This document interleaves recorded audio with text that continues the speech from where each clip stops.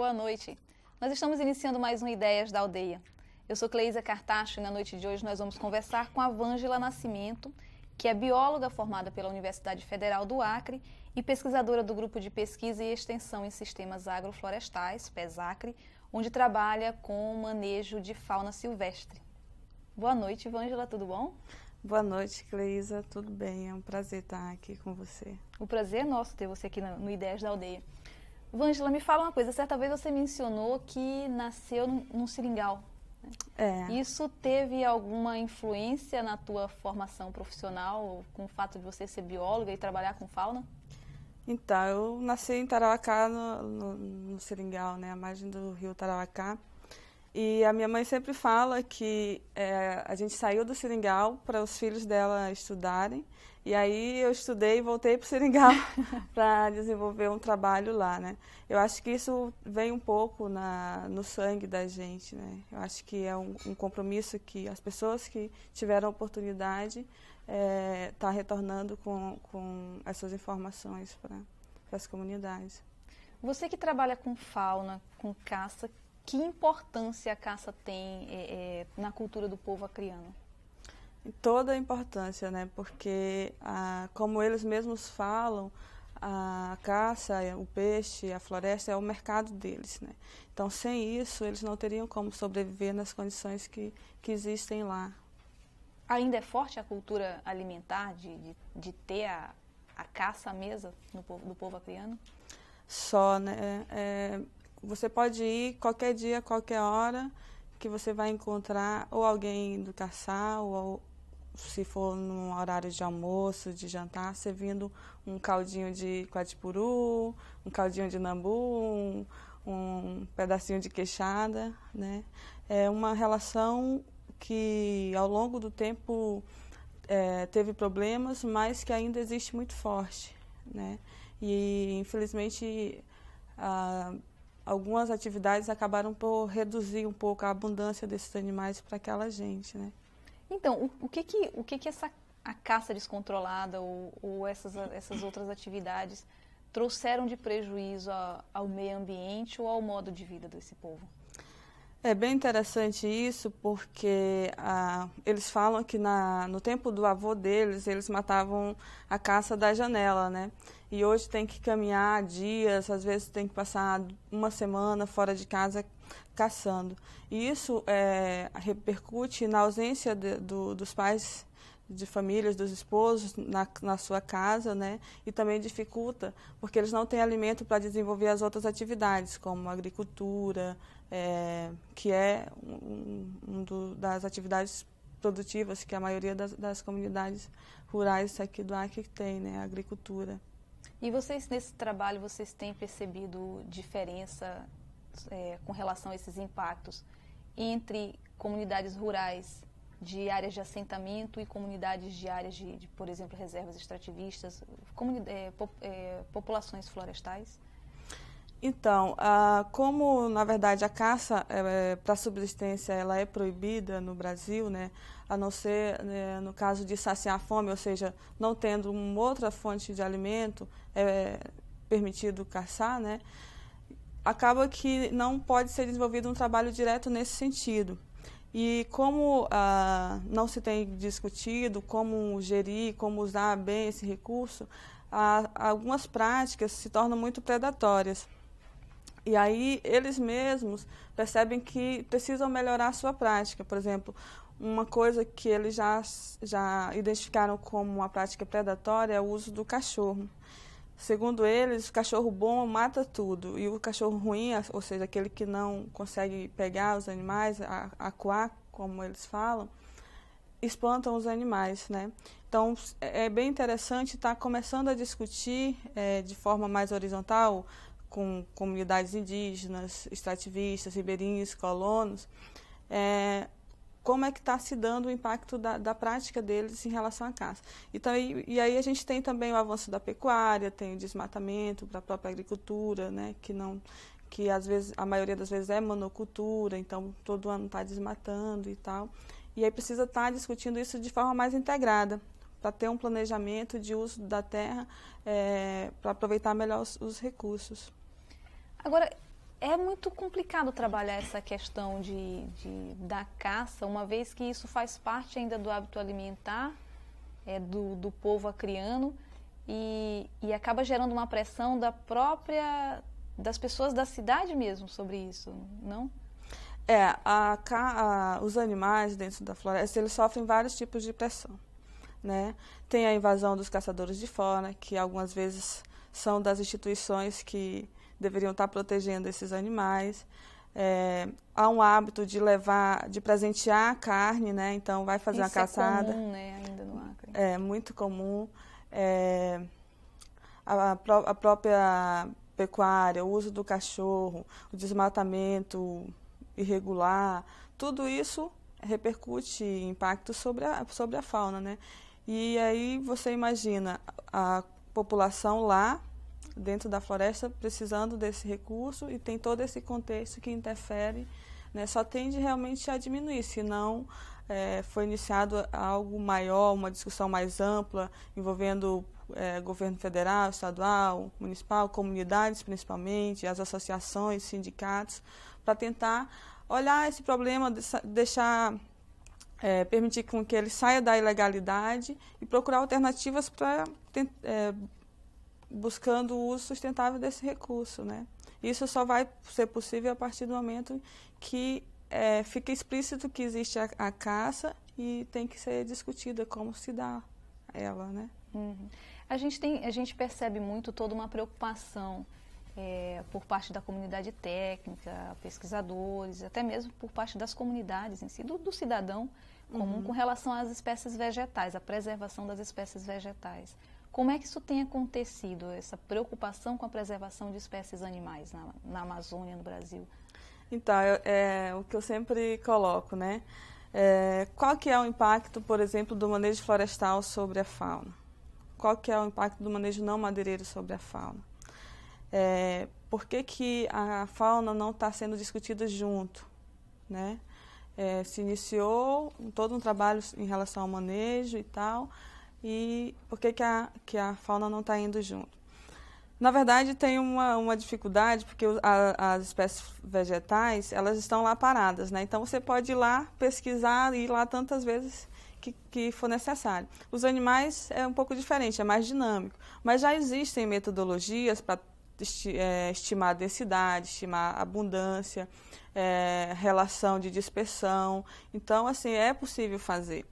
O que precisa, a meu ver, é realmente estar tendo um pouco mais de interesse, assim, no sentido de estar oportunizando espaços, né, tá dentro do governo do estado, por exemplo, já teve avanços como a criação da gerência de fauna dentro da CIATE, mas eu acho que poderia ampliar, deveria ter algo similar dentro da CEF, que é a Secretaria de Floresta, dentro da CEPROF, né, que criar uma rede. Exatamente, para a gente estar podendo discutir um caminho que foi muito legal em relação aos não madeireiros, né? Se formou os grupos e aí acabou de sair uma portaria, se eu não me engano, em relação à forma de estar desenvolvendo o manejo de não madeireiros no estado do Acre.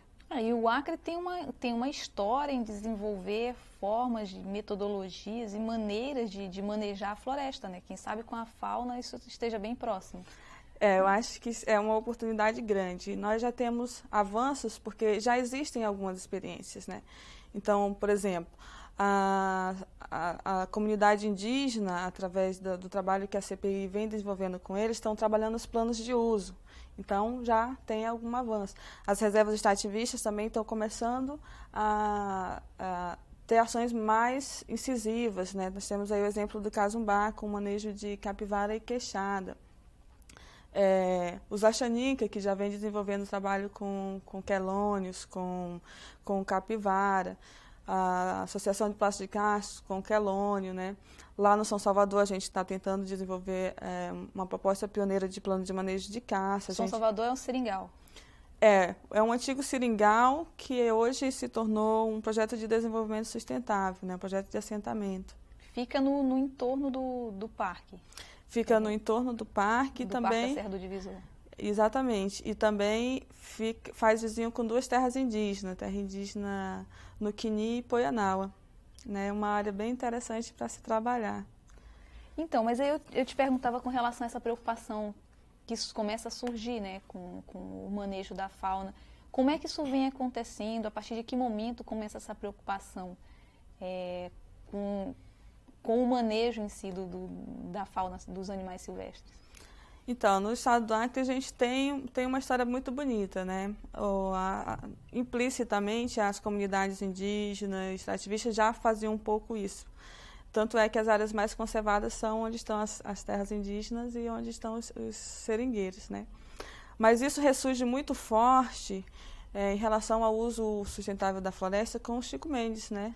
Que traz aí toda uma discussão de reconhecimento das comunidades tradicionais, de usar esses recursos. E o governo da floresta também ajudou bastante teve o primeiro seminário internacional sobre manejo de fauna aqui, que trouxe algumas diretrizes, o próprio zoneamento, né? A gente realizou também o PESAC promoveu um workshop sobre manejo de fauna. A gente conseguiu, ano passado, esse ano, realizar 2 encontros de manejadores, né? Ou seja, a comunidade discutindo sobre a fauna, né? Mas isso precisa se fortalecer mais ainda. Parece que já foi feito muita coisa, mas acaba que isso não é levado muito em consideração na hora de priorizar as atividades do governo. É um início. É um início. Um início em si. Exatamente. Vângela, nós vamos para um rápido intervalo e nós voltamos já já conversando um pouco mais sobre manejo de fauna.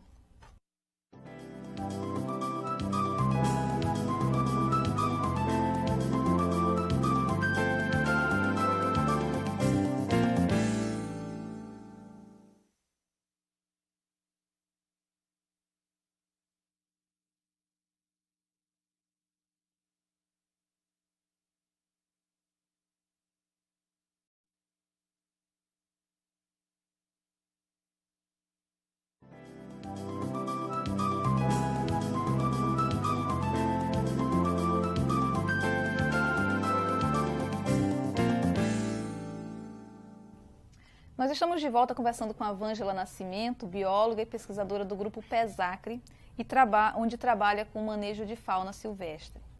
Vângela, a gente no primeiro bloco conversou um pouco sobre os impactos da caça ilegal, da caça de subsistência até. Agora, uma das iniciativas que tem surgido para trabalhar tudo isso seria o manejo da fauna, né? E quando a gente fala em manejo da fauna, explica para a gente o que isso implica, o que isso quer dizer. Então, primeiro, né, o que é fauna? Fauna são os animais, né? É a parte mais dos bichinhos, né? A paca, o tatu, a anta, né? Isso é um pouco da nossa fauna. E é essa fauna que é caçada, né? Que é utilizada. E tem outras faunas que são utilizadas para remédio, para uma série de coisas. Manejo de fauna seria usar isso de forma que as populações de animais, as famílias dos animais continuassem fortes ao longo do tempo, né? Que elas pudessem continuar dispersando a sementezinha, levando a sementezinha, plantando, né? Tendo seus filhotes, que as populações não entrassem em extinção, ou seja, não acabassem. Seria isso, tá pensando em alternativas de usar de forma que elas não acabassem. Em termos de manejo, o que existe no Acre? Você mencionou o trabalho dos Axaninca, o trabalho em Plácido de Castro, mas o que especificamente é feito? Como é que eles manejam a fauna? Então, no caso dos Axaninca, com os quelônios, né, com os tracajás, eles coletam ovos, né, e protegem esses ovos até que eles nasçam, né, os filhotinhos, e eles ficam cuidando deles até que eles tenham condições de sobreviver sozinhos na natureza, né? E também para o consumo deles. Em Plácido de Castro é da mesma forma, só que é numa escala maior, né? Eu acho que eles já conseguiram soltar até 12 mil filhotes de tracajás. Tem também outras iniciativas, né, com Casumbá, com os queixadas. Eles têm uma área grande que é cercada, e eles alimentam os animais ali e tal. Tem outras iniciativas com manejo mais intensivo, que seria criar os animais como se cria, por exemplo, galinha, preso, assim, num galinheiro, alguma coisa nesse tipo, só que uma área específica para aqueles animais. Nós temos o projeto Recriando, aqui em Rio Branco, que é com pacas. Temos Tatupaca, que é em Epitáciolândia. Tem Chapuri também, né? Tem Chapuri, o Mãe da Mata, exatamente, acho que é com porquinho lá, né? Em Mâncio Lima, o que eles trabalham no São Salvador? Então, no São Salvador é uma outra história, porque, na verdade, manejo de caça não é permitido, né? Por lei, só é permitido caçar, como eu falei antes, em caso de última necessidade. E lá a gente está tentando desenvolver, junto com a partir de uma demanda que a comunidade colocou, como está pensando em alternativas de usar, de melhorar a prática da comunidade para que aqueles animais continuem lá e continuem aumentando. E lá a gente conseguiu desenvolver,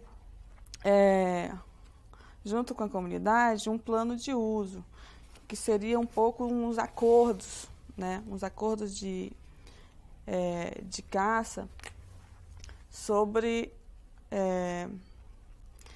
por exemplo, caçar com cachorro, eles chegaram à conclusão que não era bom. Então, eles disseram, então, não. Caçar para comercialização, eles acharam que não era também bom. Então, vamos parar com isso. Caçar para comer é permitido, porque a gente precisa da caça para sobreviver. E aí, o que foi feito? Foi feito todo um processo de discussão dentro da comunidade, são em torno de 150 famílias, são 10 comunidades lá, e cada uma das comunidades propôs os seus acordos. E depois foi feita uma unificação que resultou no plano de uso. Então, esses acordos foram criados por eles, ilustrados por eles, né, tem os desenhozinhos deles, e mais do que isso, eles justificaram o porquê de cada um daquelas regras, daqueles acordos, né, para ficar bem claro. E esse ano, em abril desse ano, foi lançado esse plano de uso num evento que ocorreu lá no São Salvador, com a presença do IBAMA, do IMAC, da Prefeitura de Mâncio Lima, que é um pouco para validar esse processo que vem surgindo da comunidade, né, que é muito importante. E agora, em agosto, ocorreu o segundo encontro de manejadores e também ficou acertado junto ao IBAMA que a gente ia estar discutindo melhor essa questão, né? Será que realmente tem que ser proibida a caça de subsistência? Será que a gente deve colocar as comunidades na mesma panela, como eles falam, né? Com os caçadores profissionais, com o pessoal da cidade? Será que é essa a alternativa, né? E me diz uma coisa, esse trabalho todo, dessa formulação de regras da comunidade para trabalhar a caça, de estar protegendo os tracajás, os porquinhos, as pessoas têm já conseguem perceber os benefícios desse trabalho? As comunidades conseguem? Então, paralelo a isso, a gente fez um trabalho dentro da floresta de monitoramento, né? Contando os rastros dos animais. Eu e mais 3 pessoas da comunidade. A gente fez um monitoramento, né? Foi lá ver como é que estava. Esse trabalho foi aonde? Foi lá dentro do São Salvador. Né? Enquanto a comunidade implementava as regras, a gente estava fazendo a pesquisa, né? Que é um pouco também a nossa contribuição, para ver se aquilo está funcionando, para a gente ter os dois lados, né? A demanda e a abundância, essas coisas. E aí a gente foi percebendo que algumas espécies já reagiram bem, já aumentaram, já estão mais próximas. Mas nós, não satisfeitos com isso, fomos ver junto a eles o que é que eles pensam. Será que o que eles fizeram já tem resultado? E foi incrível, porque eu até me emocionei um pouco. Lá no PESAC, lá em Mâncio Lima, eu recebi uma visita de um dos caras assim, maiores caçadores do assentamento, né, que com o passar do tempo mudou a sua prática. E ele andou com a gente dentro da floresta. E ele disse assim, Vângelo, saiu um bando de queixada, com mais de 100 queixadas, nos fundos das nossas casas. E aí eu lembrei quando você falou que se a gente cuidasse bem, um dia a gente ia voltar a matar a caça da nossa janela, né? Então, assim, foi muito legal, porque eles estão percebendo que o que eles fizeram está funcionando. Já é um resultado bem visível, uma mudança de consciência, né, desse povo. E aí eles percebem que eles podem fazer a mudança, que é o mais importante, né? Que eles podem mudar, podem fazer direitinho as coisas. Quais seriam, no Brasil, com a legislação que a gente tem, talvez os obstáculos para discutir, para promover toda essa discussão com relação ao manejo de caça? Você colocou que não é permitido no Brasil trabalhar manejo de caça, mas quais seriam os objetivos principais com relação a isso? Os objetivos ou os obstáculos? Desculpa, os obstáculos.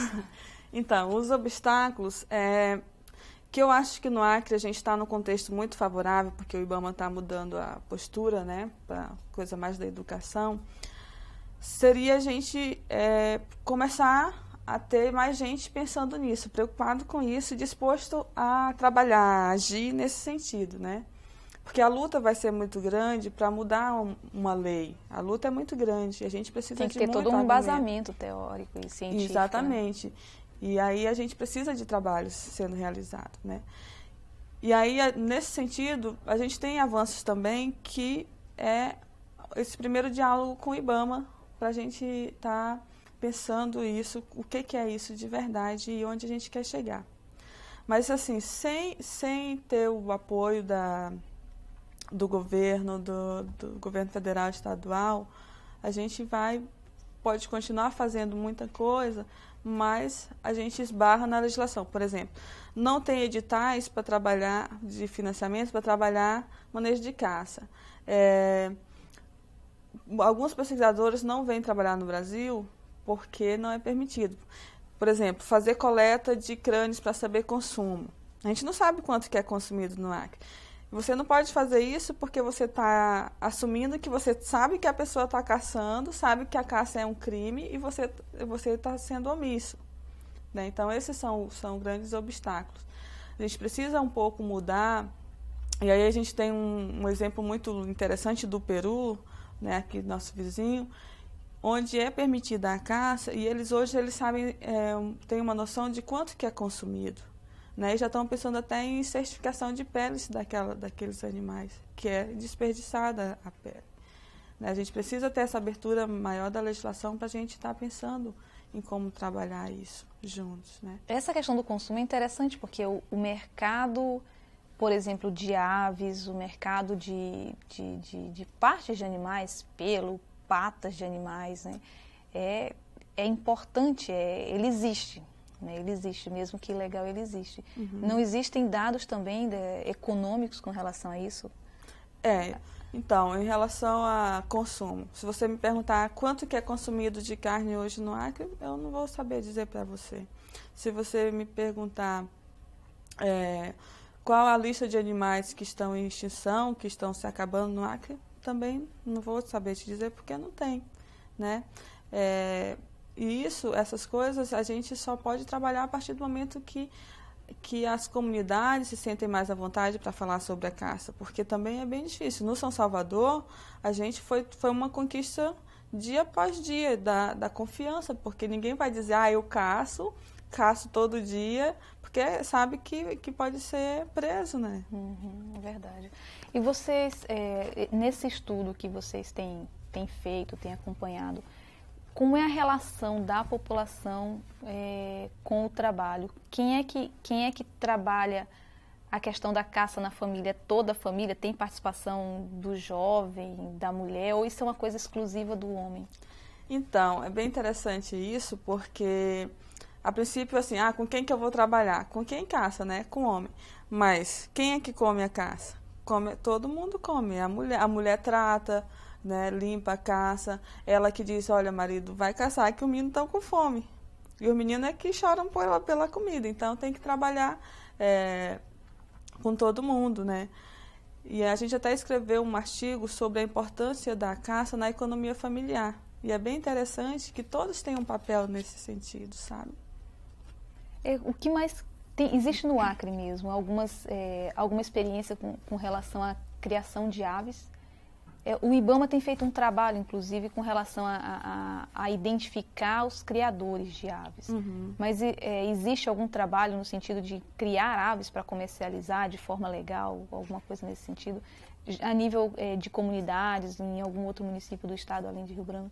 Então, existem ideias de fazer isso, né? em relação às aves que são consumidas, por exemplo, em relação ao mutum, em relação ao jacu, né? Existem ideias de se fazer isso. Porque, na verdade, as comunidades elas já criam, né? Se você... É muito comum ter o papagaio, a arara, né? Tem esses que são de estimação, né? Uhum. E tem os que eles criam junto com as galinhas, como no caso do jacu, que bota o ovo e come, o pessoal come, e no dia de sábado mata lá o jacu para fazer o almoço, né? É mais voltado para a alimentação, então. Isso, Agora, em relação a papagaio, arara, aí esses sofrem um outro problema, que é a questão da biopirataria, né? Que é o comércio para vender aí pro exterior como um souvenir, né? Eles sofrem muito isso. Mas é bom saber que o Acre, mais uma vez, está no rumo certo, né? Buscando o caminho para trabalhar de forma sustentável a floresta. A gente vai ficando por aqui, Vângela, e deseja muito sucesso no trabalho de vocês, que vai ser fundamental para a preservação da nossa Amazônia. Eu agradeço muito a oportunidade. Gostaria de mandar um abraço para o pessoal lá do São Salvador, lá de Mâncio Lima, e também para o pessoal dos Iauanauás, dos Caxinauás, dos Nuquinis, Poianauás, que estiveram com a gente, né, no segundo encontro de manejadores. Também agradecer muito a Ciatec, que está comprando também essa luta aí, e aproveito a oportunidade para convidar a universidade, o governo do estado, para a gente sentar junto e tentar avançar mais ainda em relação a essa temática aqui no nosso estado. Obrigada, Vângela, então, pela sua participação. E nós vamos ficando por aqui com mais um Ideias da Aldeia. Lembrando que nós estamos chegando às 22 cidades do estado. A gente se vê no próximo programa. Uma boa noite, até lá.